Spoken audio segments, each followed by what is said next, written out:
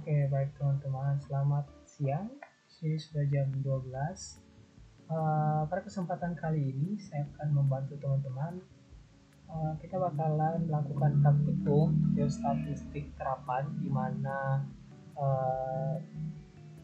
itu dengan topik yang bakalan kita lakukan itu melakukan geostatistik pada endapan di Laterit. Jadi kita bakal bermain pada endapan dengan sifatnya yang 3 dimensi. Jadi di sini kita bakal menggunakan Isatis Neo, di mana secara lisensi kita menggunakan lisensi dari Akademik ITB. Nah, pertama-tama kita harus membuat projectnya dulu. Di sini ada tampilan project. Nah, teman-teman, di sini juga ada tutorial jika kalian pengen cari hal lainnya seperti ada soil pollution, ada PGS untuk simulasi dan sebagainya. Nah, teman-teman bisa membuat new project di sini atau klik tombol ini, create a new project, sama aja.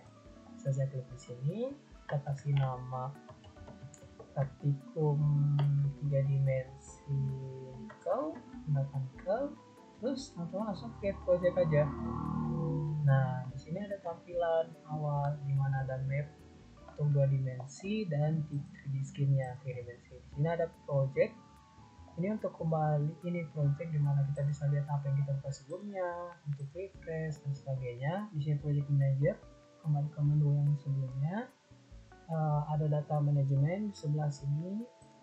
Sini ada create, menu create, sampling, editing, dan data transfer. Di sini ada statistik, ada interpolasi untuk proses estimasi sama risk analysis, link sama early access.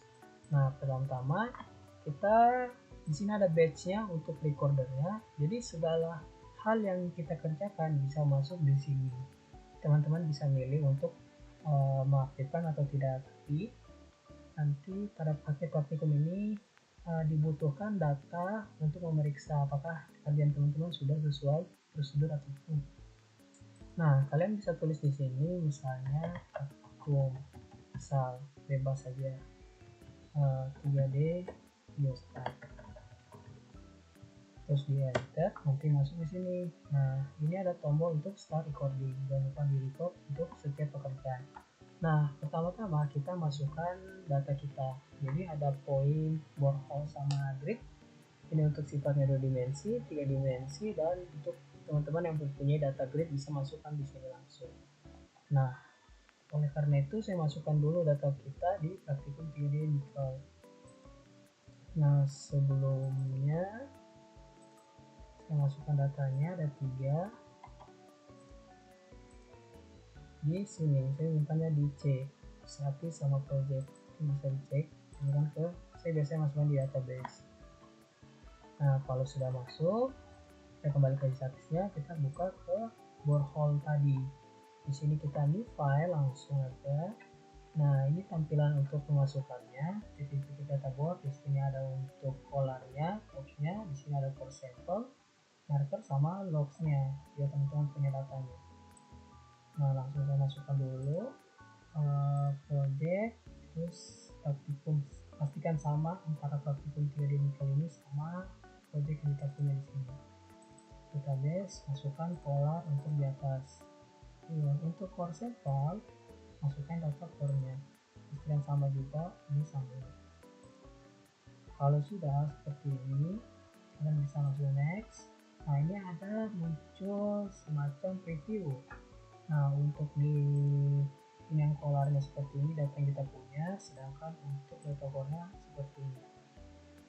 Nah, ini untuk pilih sheet berapa apabila dalam database teman-teman terdiri dari lebih dari 1 sheet.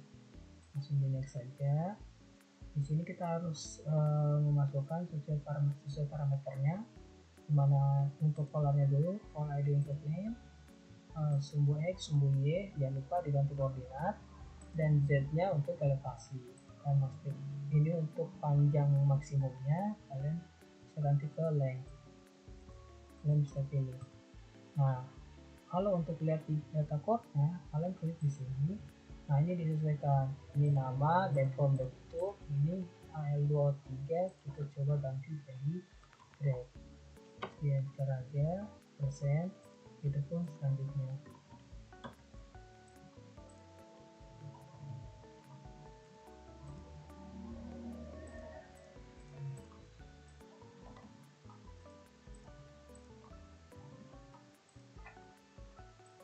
Nah, length of panjang dari core-nya kita bisa ganti jadi length, sifatnya atau unitnya meter. Horizon code-nya sebenarnya kita bisa langsung ganti dia jadi selection di sini, selection atau di kategorical.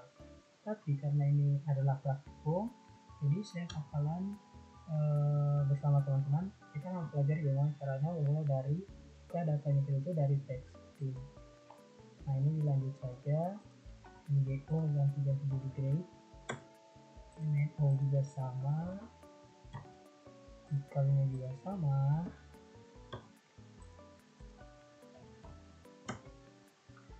dan CDK-nya juga sama.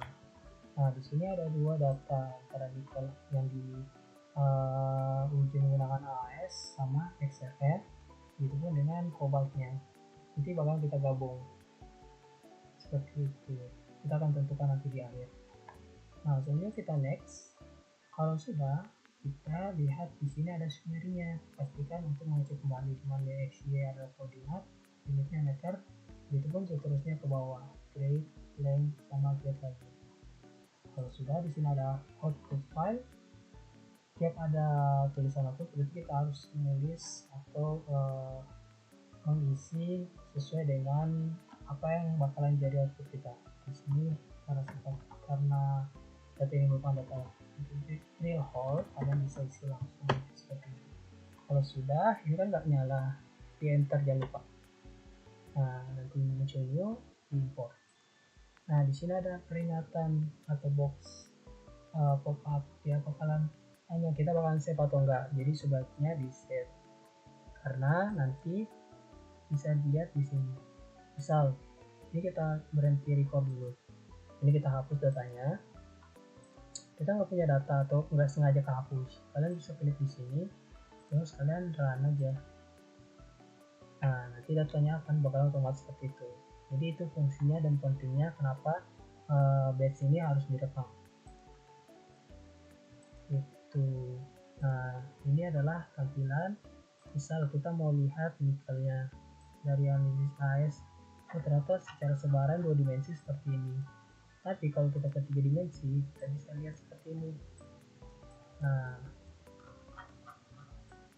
seperti itu dengan nilai dengan rentang seperti ini, di mana paling tinggi lebih dari 4 dan yang itu di bawah 0,2. Seperti itu. Begitupun dengan variabel-variabel lainnya, misalnya ini isi. Nah, kita bisa menarik sedikit kesimpulan kan kalau di daerah atas, di daerah yang tinggi ini kemungkinan merupakan bagian dari topsoil atau linoleum. Seperti itu, sesuai dengan pengkayaan dari sifat baterai itu sendiri atau licin. Nah, kalian bisa hapus, keluarkan saja, nanti dicek sendiri praktikumnya. Nah, selanjutnya adalah kita sudah memasukkan data board, kita buat variabel lagi untuk coding dari teks yang kita buat tadi. Nah, misal seperti ini, kalian bisa cek di variabel editor, masukkan data fix code, dimana di sini ada variabelnya, kalian bisa pilih misal kayak gini. Ini kan masih horizontal. Nah, kita bisa tahu ternyata data kita limolit, sapolit, sama bedrock. Gak ada topsoil dari atas sampai bawah. Nah, setelah itu teman-teman bisa buat untuk number code-nya atau coding dari itu, dari yang dari data horizon code-nya. Kalian bisa klik kanan di sini create variable atau dari sini langsung. Di sini kalau bedanya cuma paling sama sebetulnya, cuman bedanya kalau di sini dia akan seperti ini, akan kosong. Nah, kalau kosong jangan lupa dimasukkan di sini. Nah, nanti kita pilih seperti itu. Sini namanya apa? Ini kan output. Jadi kita buat namanya number out misalkan. dan untuk unit kelasnya nggak pakai karena sifatnya kita buat cuma numerin aja. Create, jangan lupa di set. Kalau sudah, teman-teman bisa cek ke variabel editor. Nah, kalau kita masukkan number code-nya, nah di sini kan masih kosong nih. Kita padahal bikin buat, misalnya di monit itu number code-nya 1, submonit 2, bedrock 3, seperti itu. Nah, teman-teman bisa ke kalkulator. Nah, kalkulatornya bakalan kosong seperti ini. Jangan lupa ini di drag atau bisa klik di sini. Klik langsung. Nah, terus tambahkan. Sini ada V1, V2. Nah, kalau misalnya kayak gini, jangan lupa masukkan number code-nya di V1. Terus teks yang tadi ke horizon code-nya ke V2. Nah, di sini tuh kita masukkan dulu rumusnya.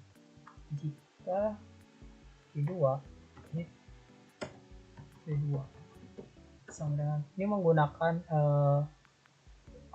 Python code yang juga teman-teman. Nah, ini disesuaikan V2 yang di sini tuh yang ini harus V kecil, jangan V besar. Sama dengan double stroke di monit 2. Nah, maka P1 nilainya sama dengan 1 seperti itu. Nah, ini akan muncul peringatan sama dia, tidak akan dikerja kalau misalkan V1 nya tuh atau yang bakalan kita kerjakan itu masih dicentang seperti ini. Nah, makanya salah ini harus di-uncentang. Sudah bisa dijalankan sama dia. Terus buat lagi untuk di monit, submonit sama bedrock, copy saja langsung dan bisa ganti ini jadi submonit. Pastikan. Nah, jangan lupa kalian pastikan di sini harus sesuai dengan tulisannya, bisa semua huruf besar, submonit juga, dan BR seperti itu. Maka V1 nya sama dengan 2. Terus di enter. Jika ininya V2 nya sama dengan bedrock atau BRK, maka V1 nya kodenya itu sama dengan 3. 1, 2, 3.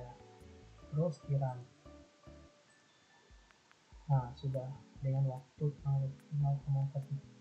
Nah, kalau kita cek di variable editor, sudah masuk. Nah, ini limonit itu kodenya 1, submonit 2, bedrock 3, begitu sampai bawah, masuk otomatis. Nah, itu masuk di sini tadi. Dekat. Selanjutnya, kita buat selection dari variabel itu. Sebenarnya bisa langsung tadi, tapi yang para sudah praktikum saya ingatkan kembali, jadi bakalan mengajar ini ke dasar-dasarnya dulu saja.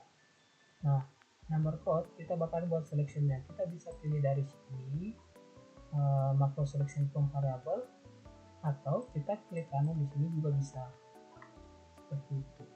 Nah, convert to macro selection. Nah, terserah, bebas. Kalau dari sini bisa, dari klik kanan sini juga bisa. Nah, kalau sudah, kita drag aja. Kalau nggak mau di drag, bisa klik di sini, terus open, masukkan variabelnya.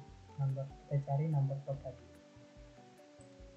Nah, sudah di sini bisa kita klik, kita tulis misalnya number code selection apa. Nah, ini otomatis saja.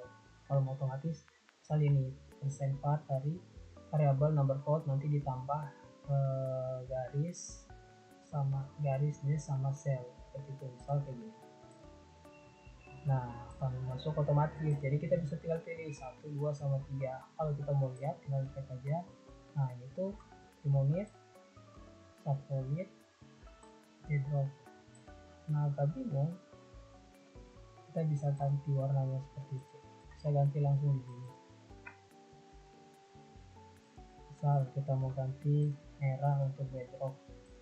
Nah, muncul kan. Kalau kita mau ganti untuk submonit kuning misalnya, nah muncul seperti itu, bakalan kelihatan secara 3 dimensi. Tapi kalau dalam 2 dimensi bakalan tampak atas saja seperti ini, nggak kelihatan warna-warnanya kayak gini. Nah, kalau sudah sampai di situ, kita lanjut membuat densitas untuk data kita ini, karena nantinya kita bakalan menghitung sumber daya output akhirnya. Nah, selanjutnya teman-teman bisa klik kanan di sini, klik variabel atau dari sini juga sama. Kita buat densitas, misalnya saya kasih nama dry bulk city. Nah, nanti di sini bisa diganti, jadi unitasnya itu jadi mass density. Nah, yang satuannya jangan lupa dicek kilogram per cubic meter. Langsung di create aja, di save. Kalau sudah, kita ke kalkulator lagi, karena kalau kita cek, kita masukkan datanya.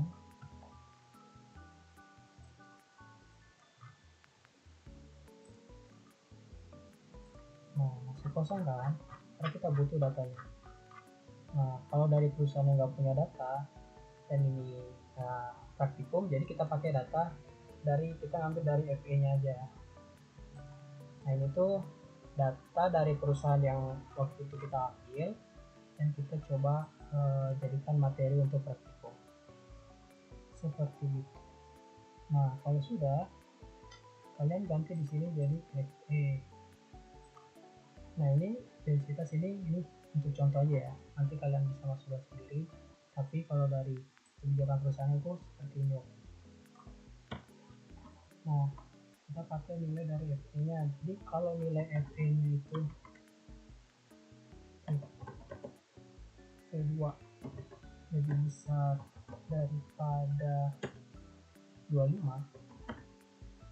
maka nilai V1 nya, nilai dari DBD nya ini sama dengan 800 kali 20 power.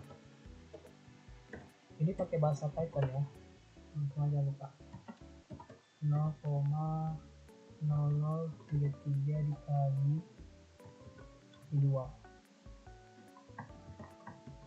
Nah, selanjutnya apabila V2 kurang dari itu, kurang dari 25,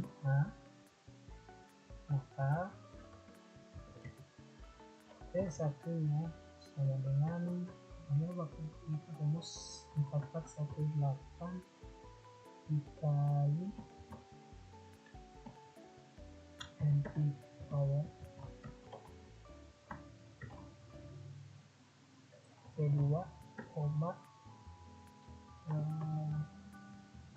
minus 0,5056 seperti itu. Nah, ini rumusnya. Kalau sudah, nanti bakalan ready to run, di save kan lupa. Kalau sudah kita close saja, bisa dari situ. Nah, kita cek, oh ternyata nilai densitasnya seperti ini, kilogram per meter kubik satuannya. Nah, biar jadi 1, terus itu kita bisa ke kalkulator lagi, kita kali, kita bagi 1000 aja.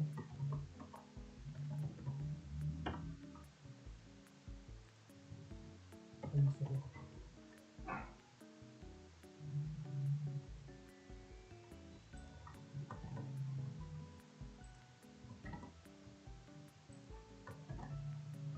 Terus kita run, set, kita cek kembali. Nah, sudah berubah dari 1,09. Nah, kurang lebih seperti itu. Di sana ada di 1,5 pusat pronik dan sebagainya. Nah, sudah, setelah memasukkan data dry bulk density, sekarang kita buat variabel gabungan. Kita bakalan tentukan apakah kita pakai data CO, cobalt AS atau SRF gitu. Jadi kita cek dulu. Ini misalnya ini kita hilangkan saja. Besar dulu. Ini untuk kobaltnya seperti ini. Kenapa sih muncul dua kasus itu? Nah, kita lihat ternyata di analisa makanan diseret tidak ada nilainya, tapi menggunakan di AS ada seperti itu. Nah, ini ada pengerjaan, bisa jadi dari orangnya itu sendiri ataupun dari alatnya. Ada banyak faktor. Nah, kita buat simpel aja. Misalnya data yang kosong di sini, kita bakal menggunakan data XRF. Begitupun untuk nikelnya. Nikel XRF. Nah, kita bakal menggunakan data XRF. Tapi kalau misalnya nilainya kosong di XRF, kita bakal menggunakan nilai dari AAS. Seperti itu. Nah, kita buat dulu variabelnya. Create variabel ke kalian bisa kasih nama bebas. Saya kasih nama kayak gini misalnya, dengan data combine antara XRF sama AS. Sini saya ganti jadi grade. Nah, di save aja. Begitupun untuk kobaltnya.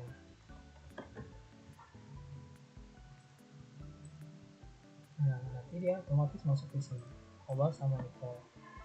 Nah, kita ke kalkulator lagi, karena kalau kita cek sebentar, data masih kosong. Nah, kita harus masukin datanya. Caranya adalah bisa di Excel langsung diedit, atau kalau malas lagi bisa langsung ke sini aja, kita ke kalkulator. Jadi ini kita hapus, kita ganti. Nanti di sini mungkin kita pakai kata nikel dulu. Nikel XRF sama tambah nikel AAS. Nah, begitupun dengan kobaltnya. Sekaligus saja kita buatnya biar cepat. XRF, kobalt XRF sama kobalt AAS. Nah, jangan lupa yang kita mau masukkan nilainya di uncentang seperti ini. Nah, kalau sudah, kita masukkan rumusnya. Yang kita pakai bahasa Python, tetap nilai. Kalau misalnya keduanya nggak ada, maka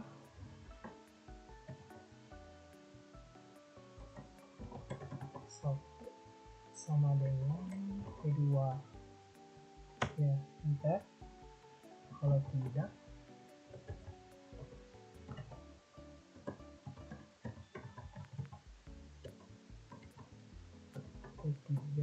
ketiga itu yang ini NIAS, maka P1 nilai XRF itu sama dengan P3 sama dengan ini. Itu selanjutnya untuk kobalt 3 P2 P2 P3 ya. Oke, kita pakai aja langsung. Di sini kita ganti, jangan lupa ini P5 untuk P5 dan ini untuk P6.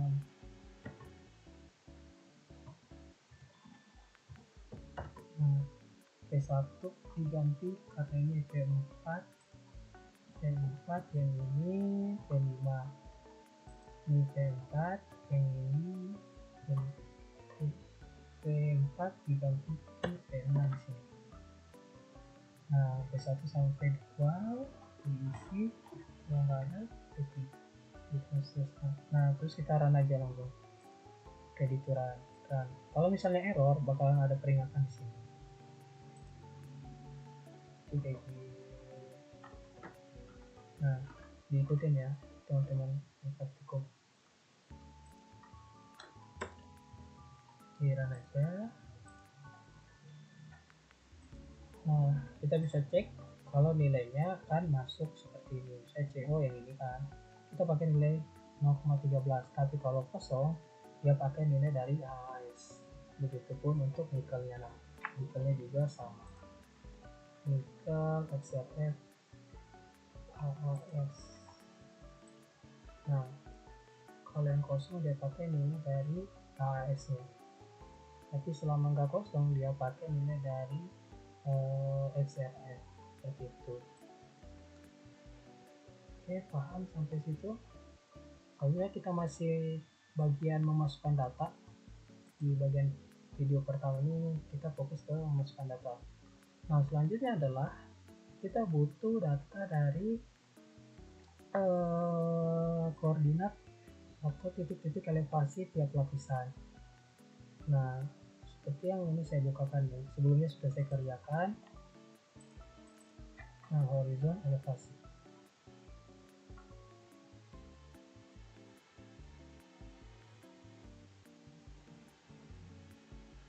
Nah, seperti ini sudah saya kerjakan. Jadi kita punya data seperti ini, X, Y, Z sama ini. Terus kita punya ternyata total kedalaman sama total thickness dari limonit sama subsolid.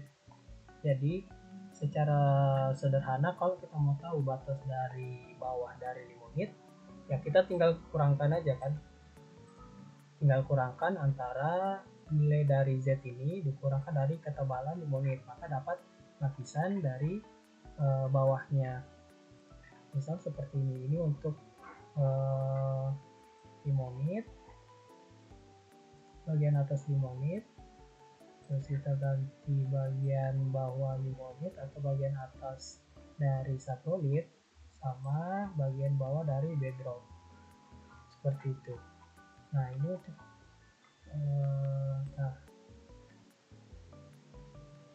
ini untuk limonit, ini limonit, ini bagian bawah limonit, bagian bawah subsolid, bagian bawah dari bedrock. Tapi ini subsolid. Nah, ini untuk bedrock. Nah, sedangkan di atas itu limonitnya. Kan kita punya data nilai Z ini kan. Nah, nilai Z yang ini, Z2 leader. Nah, yaitu bagian atas limonit, bagian bawah limonit, bagian atas atau bagian atas subsolid, bagian bawah dari subsolid yang ini. Nah, teman-teman bisa bikin secara otomatis, bisa di Excel ataupun dari statisnya tadi, seperti itu. Nah, teman-teman bisa bikin. Kalau secara sederhananya tinggal langsung aja. Kalau kita ketahui ketebalan limonit, maka tinggal kurangi ini, dikurangi ketebalan bakalan dapat bagian bawah ini. Itu pun untuk ketebalan dari subsolid. Misalnya kita sudah punya data ketebalan subsolid, maka tinggal kurangi aja batas bawah dari limonit. Batas bawah itu yang ini. Batas bawah itu ini elevasi bottom dari itu dikurangi dengan total thickness dari subsolid yang ini, nanti bakalan dapat dari bagian bawah subsolid. Nah, begitupun untuk bedrock sebenarnya, tapi karena prinsipal praktikum kita simpel aja, kita pakai dua ini aja, antara elevasi bottom limonit sama elevasi bottom dari subsolid. Paham? Nah, nanti ditanyakan aja, bisa secara personal kalau misalnya belum mengerti.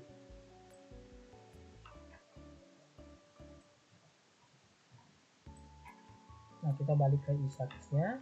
Kalau sudah, kita input datanya. Input data, masukkan ke home, import, di bagian import, nanti masukkan dari Excel yang tadi. Nah, teman-teman bisa pilih poin sekarang, bukan lagi borehole. Nah, ke new file, masukkan Excelnya, tipun 3 demikian, pastikan sama, masukkan horizon elevasinya. Nah, kalau sudah masuk di next, selanjutnya sama, ini pastikan dicentang, karena kalau tidak dicentang ini bakalan keikut sebagai data sama dia. Sementara ini kita butuh sebagai header aja, sebagai judul. Begitupun dengan yang sebelumnya. Next, nah di sini kita pilih dulu all ID text X, Y, Z. Nah, ini kita uncentang dulu aja. Kita mau masukkan bagian atas nanti limonitnya. Kalau sudah, next saja. Nanti ada summary-nya. Nah, masukkan di sini, kita bisa tulis elevasi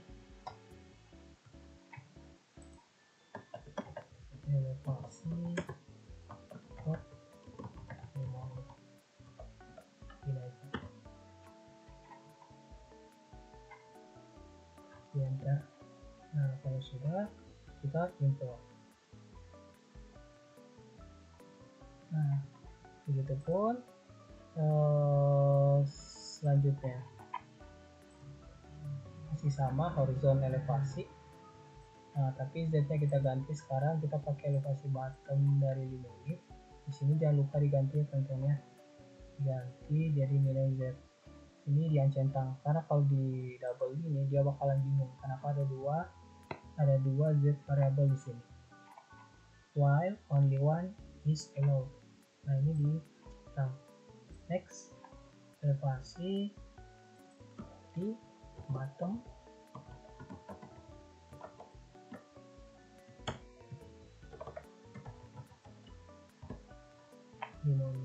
import lagi, yes.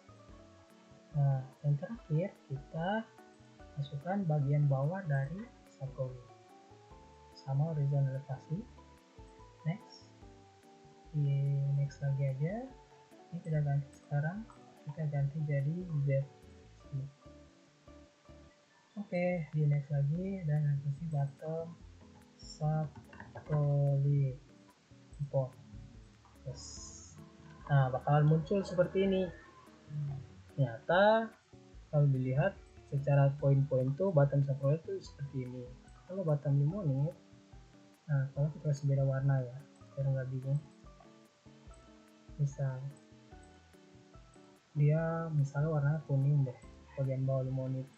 Nah, kelihatan kan secara poin tuh begini. Begitupun untuk bagian atas dari limonit.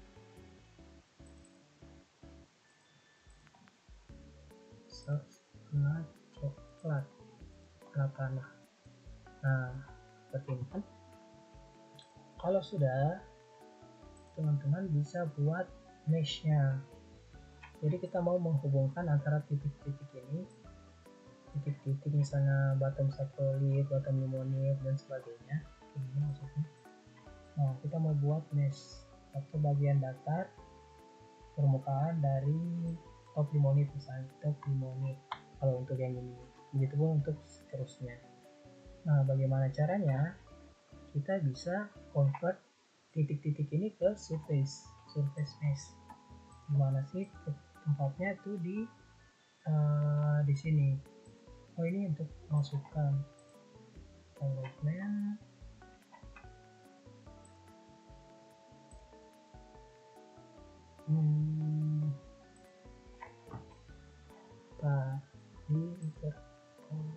Di data management di mesh. Nah, di sini kita karena datanya yang kita punya adalah poin, teman-teman bisa langsung klik ini aja. Nah, masukkan elevasi dari top limonit, masukkan.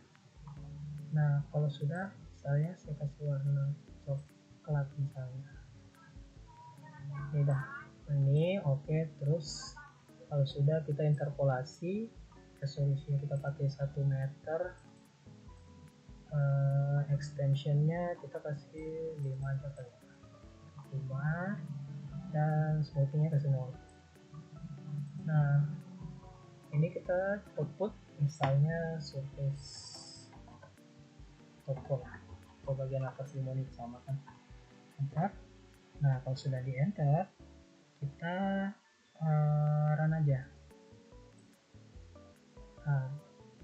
Nah, begitupun kita lanjutkan ke revisi bottom limonit, drag aja. Nah, kalau nggak mau di drag bisa klik di sini.